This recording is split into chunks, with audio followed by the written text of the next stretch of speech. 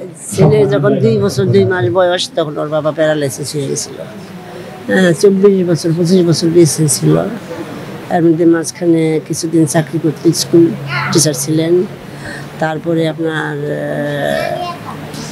এত তো ছোটো কিন্তু কিছু বোঝে না। তারপরে আস্তে আস্তে আস্তে আস্তে কষ্টই করা লাগছে। একটু কষ্ট না গেলে তো হয় না।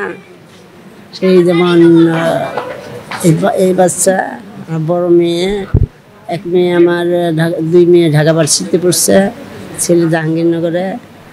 আর সব নিজেরাও কিছু গুছিয়ে নিছে, আমিও করছি। পেনশনের টাকা পাইল অনেক। স্কুল থেকে টিচাররা বলছে আমাকে যে আপনার টাকাগুলো ফুরিয়েন না, এখানকার ছেলে মেয়েরা কি ভালো হবে, যে ভালো না হয় না হোক, কিন্তু টাকা রেখে আমি ছেলে মেয়ে তো ওই করি।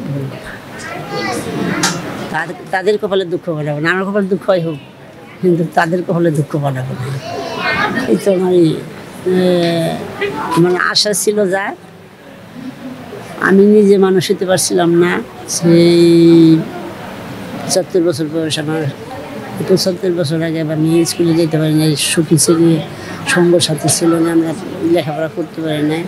আমার ফ্যামিলিতে, আমার বাবার ফ্যামিলিতে আমার বাবা ছিলেন স্কুল টিচার, প্রাইমারি স্কুলের হেডমাস্টার, আর আমার কাকা ছিলেন ভেটেরিনারি সার্জন। আরও ভাইরা আছে, তারাও সব ভালো অবস্থায় আছে। 10 জনের দোয়ায়, উপরালার দোয়ায়, সবার দোয়ায় আমার ছেলে মেয়ে করে আমি আমার মতো করে একটু উঠাইতে পারছি। কতটুকুন পারছি তা জানি না, তবে কষ্ট করা লাগছে। কষ্ট না করলে তো হয় না, কষ্ট না করলে কি হয় কোনো দিন?